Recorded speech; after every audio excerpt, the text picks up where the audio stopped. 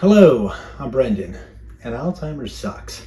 So does dementia, and I'm not going to sugarcoat it. I'm not sugarcoating it because it took my mom slowly, painfully, over like 5 years. And as a caregiver, any caregiver will tell you when they take care of a family member like that, it sucks. And speaking of caregivers, usually we try to find a way to cope. Some people hit libations. I might have had a glass of wine now and then, maybe a bottle.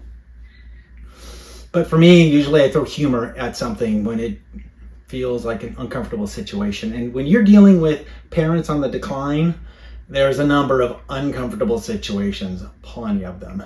But that worked for a little while until things just kept me up at night and rattling around in my head. So I did what I always do, is I wrote.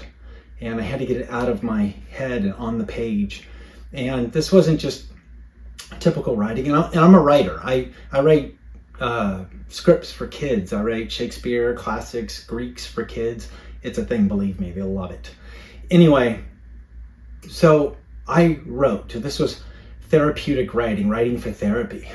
But as I was writing, I started taking some of that humor and kind of weaving it in there. And the next thing I know, it's like kind of funny anecdotes are happening. Like, an anecdote like your mom looking right at you and forgetting exactly who you are. That was joyful. Oh yeah. Huh. Sarcasm. That's a therapist of mine too. But being that it's uncomfortable situations, I just kept writing. And one day I started playing the what if game. And that's how I kind of create stories, is I think of what if scenarios. And then it kind of hit me. I said, what if an Alzheimer's person in the fog and fractured memories was given something that triggered them, maybe a blackberry pie. And I gave it to my mom. And she pulled up a memory, and it wasn't a memory. It was a part of a memory, a fraction of a memory. One word: hatchet, hatchet, hatchet. I was like, that's creepy. Well, that's kind of cool. And kind of the seed and the story of the Night She Said Hatchet was born. And keep one thing in mind, this book is not about Alzheimer's, but it was born from Alzheimer's. And believe me, about the first fourth is a lot of anecdotes and things that I go through with my mom, some of it between the lines, some of it just right out there on the lines. And it has a lot of meaning into it, but it moves into a mystery thriller really fast. It's kind of a cocktail of, grief and mystery and some puzzles and action, all just kind of like mixed together with a little squeeze of my heart and a little splash of Alzheimer's sucks. And you know what?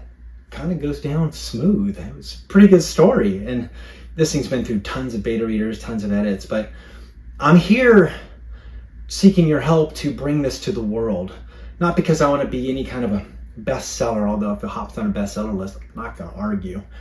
But the truth be told is, as I'm writing it and I'm reading it, I know there's pieces of it that could mean something to someone who's been through it, someone who's still in it.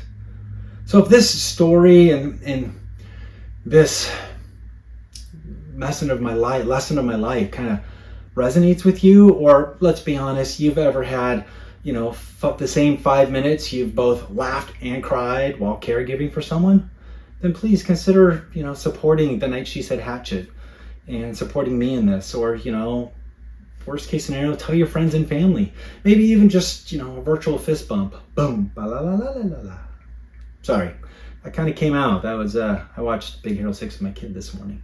Anyway, maybe sign up on my mailing list.